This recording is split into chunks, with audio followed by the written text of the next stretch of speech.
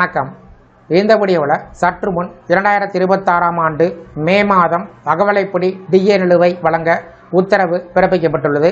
இது அரசு ஊழியர்கள் ஓய்வூதியர்களுக்கு ஒரு ஜாக்பாட் நியூஸ்.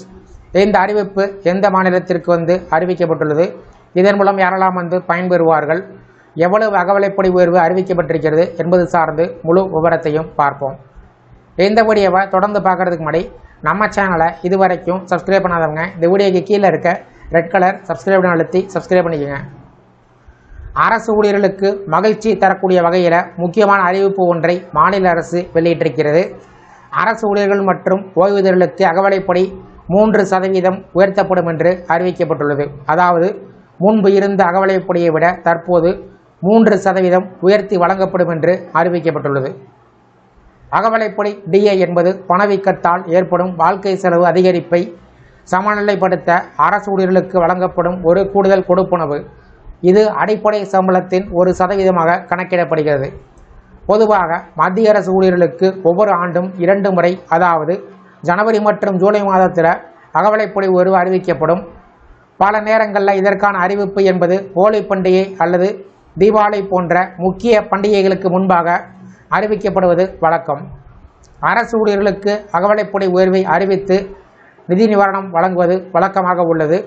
அரசு ஊழியர்கள் மற்றும் ஓய்வூதியர்களுக்கு அகவலைப்படி 3% உயர்த்தப்படுவதாக புதிய அறிவிப்பு ஒன்றை மத்திய பிரதேச முதலமைச்சர் மோகன் யாதவ் வெளியிட்டிருக்கிறார்.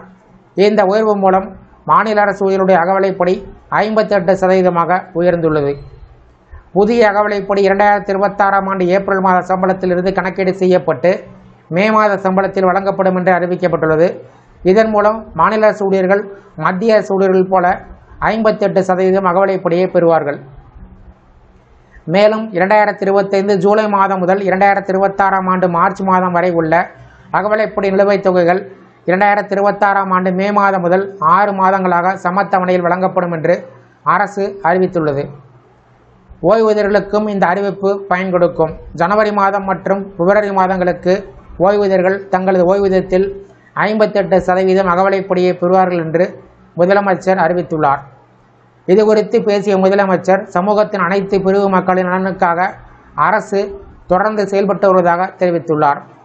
இந்த அகவலைப்படி உயர்வு மற்றும் அகவலைப்படி நிலுவைத் தொகை வழங்கப்படுவது சார்ந்து உள்ள கருத்துக்களை கமெண்ட் செக்ஷனில் பதிவிடுங்க. இந்த வீடியோ பிடிச்சிருந்தா வீடியோக்கு ஒரு லைக் பண்ணுங்கள். இந்த வீடியோவை அனைவருக்கும் ஷேர் பண்ணுங்கள். நன்றி.